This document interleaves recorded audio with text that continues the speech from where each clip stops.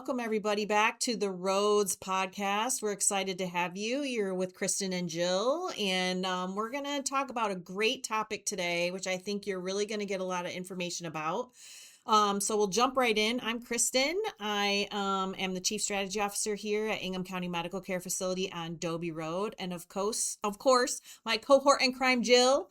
Go ahead and introduce yourself. Good afternoon. I am Jill Clauser. I am a home health and hospice consultant for Advisor Care. I'm also a social worker. Today, we're going to talk about one of my things I've seen over the years to help families understand the importance of still visiting and how to have a good visit, because I think folks struggle as our older ones change. Yep. How do we have a good visit? And it's super important because I think too, some people, they don't love coming to, a situation where their loved one's in a nursing home or an assisted living. And sometimes that can cause some anxiety. And so they don't have the good visit, but it's so important to make your visits count. So we're going to talk about that today. So Jill, take it away. I'm going to take it away. You take it away. So the power of being present is like one of my favorite terms right now. I love it. Half the battle in life with everything we do is showing up. Yes. So I think when our folks are changing, that means our approach is changing, our visits are changing, and everything's changing. And that's really, that's hard. Change is hard. Change is hard. Yeah. Especially when it's in a direction that you may not like. Not like. Mm-hmm.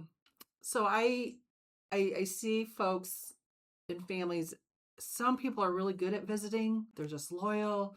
They're comfortable. They just know how to kind of talk to mom or dad, and they just can float right through it.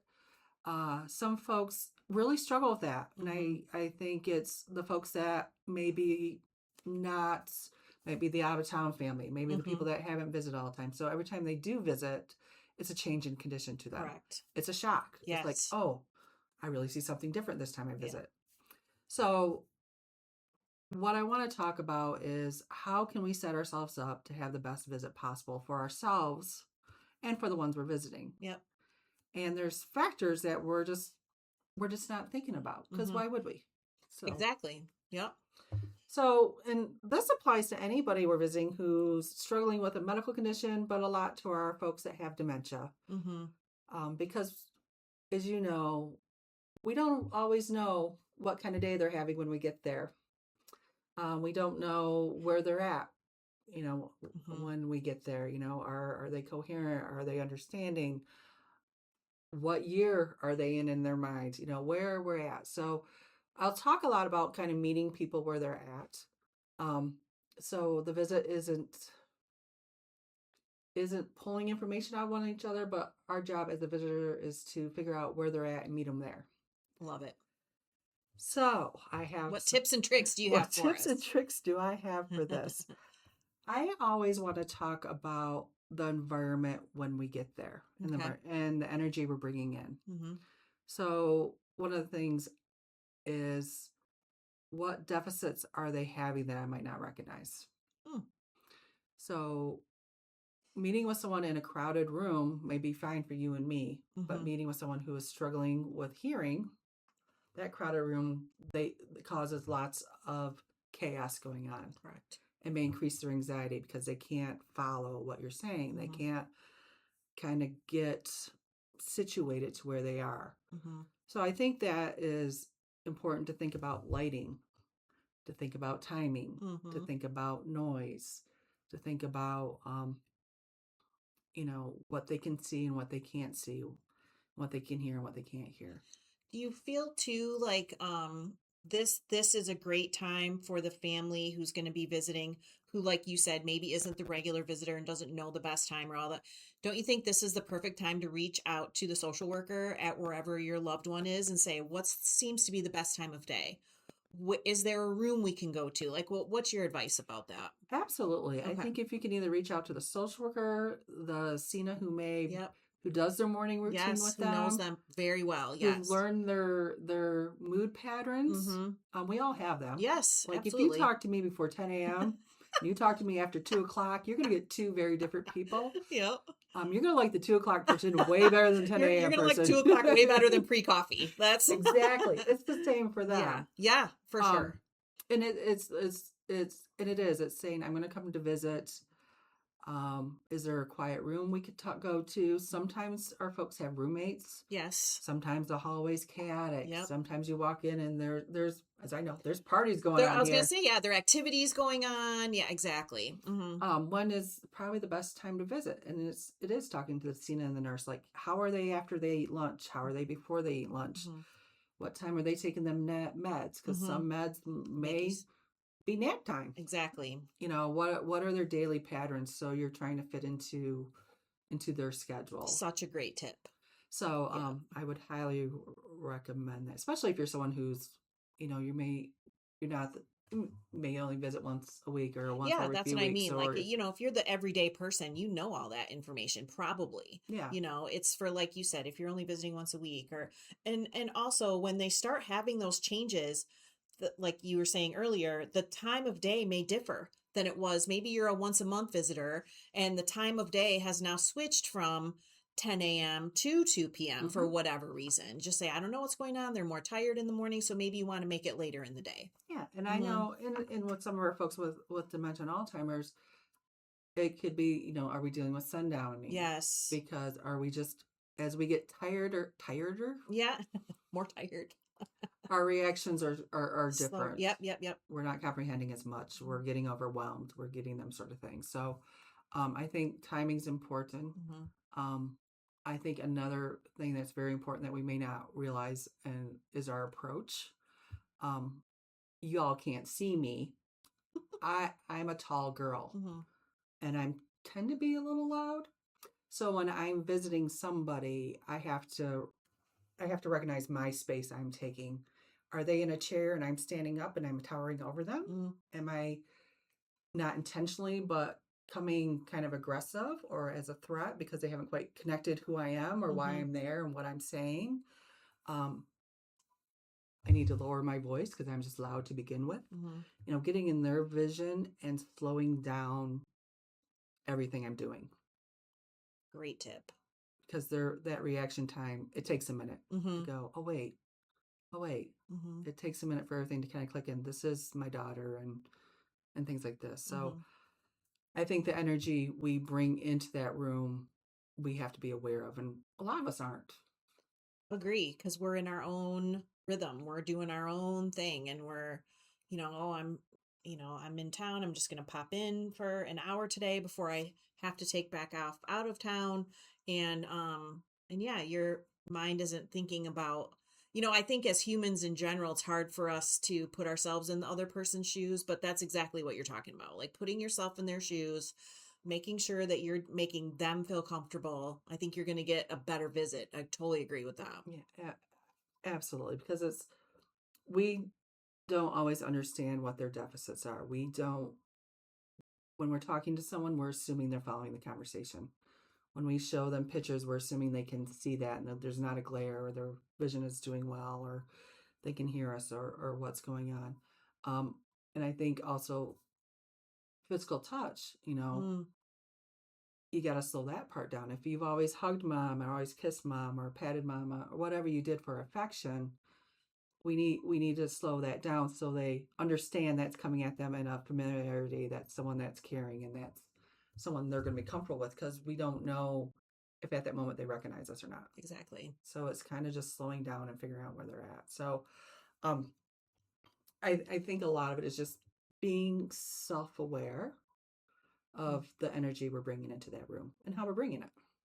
Exactly. I love that. I love that. Other things I want to talk about. Yeah, I think going in with pre-planned how you want to communicate. So am I bringing in an activity that's not putting them on the spot where they feel like they have to answer a question? Because if they don't know the answer to that question, they're going to feel that they might be letting you down, or they may feel frustration because it's not they don't want to. Right. They can't find the words, Right. or they can't recall that memory, or it's setting them up so they're not put in a situation where we're causing them frustration. Yep. And I think, and we don't do it on purpose. We do it. We may not realize that grandma doesn't remember that there's 3 grandkids and not 2 grandkids, or what. Flip that around. Yeah. Flip that around. They're just not remembering the details, and they're gonna know that, like, how much they comprehend about how they don't know the answers. That's gonna cause a reaction in them also.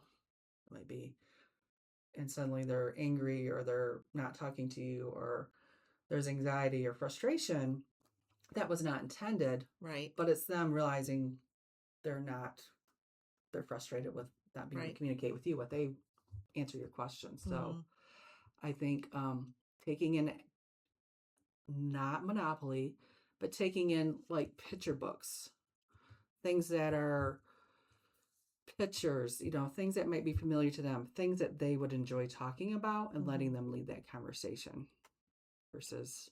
Great idea. Versus us leading. Yeah, the visitors leading it. Yeah, like, okay, and this is my latest thing I've seen happen is we are all very much love our phones. Attached. We love our phones. Yes, we do. And how many times a day do we pull up a picture of, let me show you this. Let me show you my dog. Let me show you or let me show you a video. Let me show you this. And you're trying to engage with them. And your phone's only, this, I'm not on video. The size of your phone. Yeah. If I have trouble seeing, I can't see that on the phone.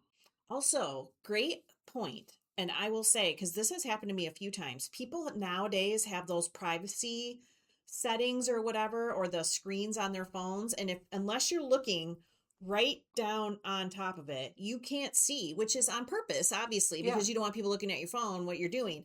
Well, the problem is that unless your loved one is able to do that, like if you're trying to show it to them from the side, they can't see it, and so they're probably like, what am I looking at? Because it looks like a dark screen, which is what it does. But that privacy setting thing just came about a few years ago. So or it goes dark as soon as you go to it goes dark, exactly. Sleep kicks in, and now you're showing them a black screen, and they're like, what? I don't know what's going on. So sometimes, technology is great, but also old-fashioned printed pictures. Yes. That gives them time to look at it, to study it, and come back to it. And then they might not recognize something right that moment, but leave it in the room that they're going to walk by it, and there might be a moment that becomes very familiar, and they can study it.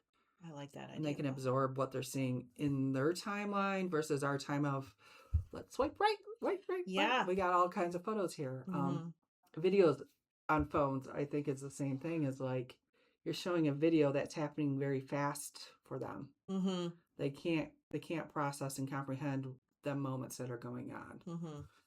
And we all have great videos on our phone, right? We all are TikToking. We're all doing it all. All things. The cat videos, the dog videos, all of it. So it really is slowing. I will say slow down a million times, but it is slowing down. And I'm very guilty of this myself. Same. Very guilty. I'm in a hurry. I'm just da-da-da. Yep. Same. That's what you were saying earlier. It's so easy to, look at this on my phone, but you don't think about all the things. I mean, can they hear the video? Can they see it? How is it too close? Is it too far? Is it too small? All of that. Yeah, it's hard. That's what you're saying. A picture is so great, because or an actual like photograph, that they can hold in their hand. That's what they're used to. So yeah, exactly. It reminds me of the menus. I don't know if you go out to eat. Yes. Oh. You go out to eat, there's a huge menu. And when 9 out of 10 times, my mother or my grandmother would go, oh, I'll just get what that picture is because the print's too small. There's too much on it.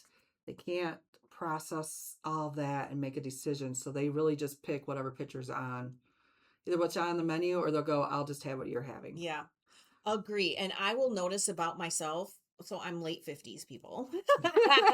I will notice about myself if the restaurant is dimly lit, and I know you mentioned lighting earlier, and the print is not big enough, I will find that lighting is huge. Like I will have to get out my flashlight on my phone to put it on the menu so I can actually read what's on there. And it's not necessarily the print is too small. It's the combination of dim lighting, and too small. So, also things to put into consideration because I mean, as our eyes age, all that stuff plays a factor. You know how many times I've taken a picture of something Yes, and blew so it you up on can my blow it phone up? so I could read it? Constant.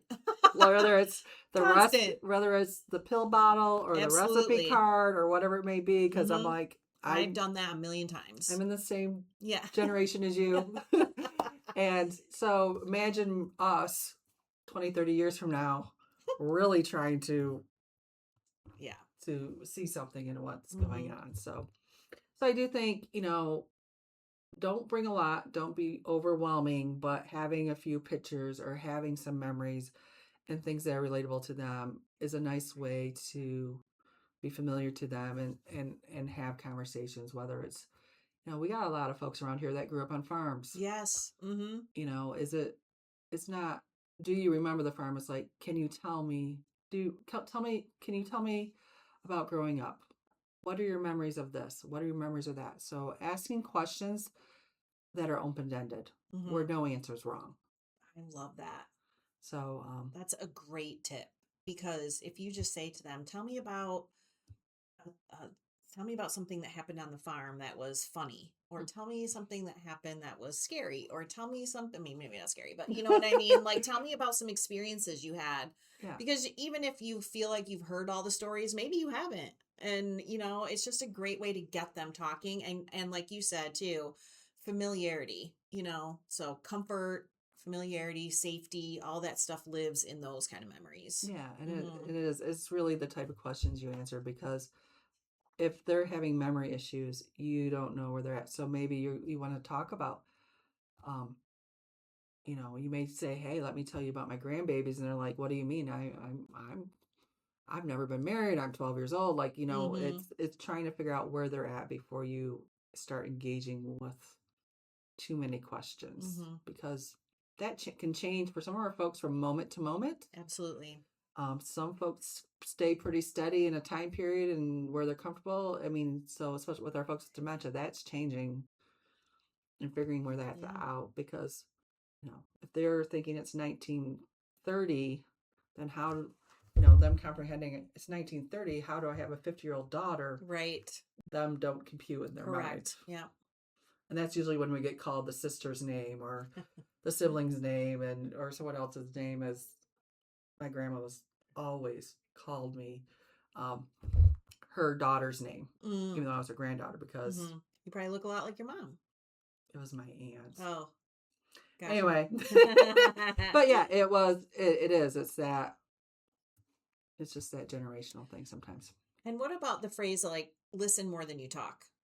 Really listen. Don't you think? Like, give them the floor. I do. I think anytime we're taught in social work, we're taught active listening skills, which is if we can get someone talking, we need to let them talk. Yeah. Because now they're building comfort. Now they're building confidence. Now they're feeling safe, and letting them to continue whatever they're on, versus us interrupting or going or correcting. Yes.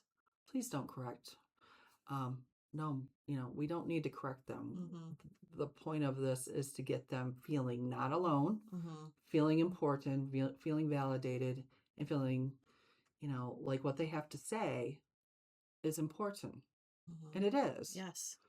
Whether we've heard that story 1,000 times, when they're gone, you're going to want to hear that story. Exactly. So, I think that's... What about just sitting in the silence sometimes? It's so awkward and hard. I mean, I'm a talker, clearly. Me too. So the silence can be really strange and hard for me and awkward. I feel like something has to fill the space, but just sitting with them, holding their hand, like just being with them is just as important and is time well spent. You don't have to, if they're not in the mood, it's okay. Like just sit and be together. I think that is the power of being present. So 1,000%. Yeah. So especially our folks with advanced dementia, our folks that we see on hospice and other things, is they're not alone in that room. And I think as we get older, life gets pretty lonely. Yeah, agree. So I think even if you're just there and they're napping, but you're there. It's absolutely. You're there. You reach over and you hold their hand every once in a while, because most of our folks don't understand time so much, but at that moment, someone was there with them. Yeah.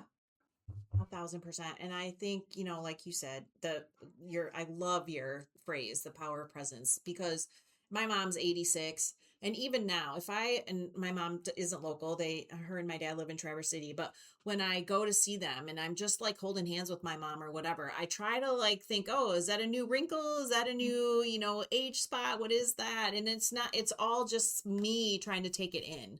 It's not about having a conversation. It's really just being with my mom and my dad and just being where they are, like you said, and just trying to make sure that our visit is meaningful, whether we have a lot of conversations or we don't, so. And their world's gotten pretty small. Yes. Like our world's pretty big because we go to work every day, where we have our kids, we have our grandkids. Their world gets smaller. And especially when they're in a facility, their world becomes the staff. Their world becomes that room and the dining room. And a lot of folks don't get to leave often, and they don't get to just go sit in the garden and sit outside and feel that sunshine on their face. There's power in that. Absolutely. Let's just go outside and feel the air. Go for a walk. Get some fresh air. So many facilities, and Adobe Road included, but the grounds and the flower beds at some of these places are stunning. Like it's worth a walk around for us too. Yeah. And be able to share that with our loved one, Yeah. Because that brings back memories. I mean, all of our folks grew up, they had gardens, they had flowers, they had yards. They had that outside piece. Like they probably, if you were to go outside and it was summer and it just rained or was getting to rain, that smell. Oh yeah, that smell. It's going to be like familiar to them. It's going to be comforting to them. So I think sometimes we almost overdo it with our visits. When we want to go, like, oh, let's bring in the whole family and have the big party. Yeah, I was just going to ask you about that. So what about when it's a birthday or something and you have a lot of expertise in this area. I have a lot of expertise in this area, or it's a holiday, Thanksgiving, Christmas, all of that. What are your thoughts on those times? Like, oh, it's Christmas, so we're going to bring everyone. What do you think? I think it depends on your loved one. Yeah. Some people still thrive in a crowd. I never thrive in a crowd. Me either. It's, if they've been where they've had one-to-one visits and all of a sudden there's 20 people in the room, that's going to make me anxious. Yeah. But some people will thrive in that. It just depends on that personality and how much they're comprehending. I think the holidays are hard. They're hard. They're hard for everyone. They're hard for everybody. I think scheduling. I think, what, I'm going to go see them this morning and breaking that up through the day so they have a visitor every 2 hours, or I'm going to go for lunch, or I'm going to go have dinner. I love that. That way everyone gets to visit.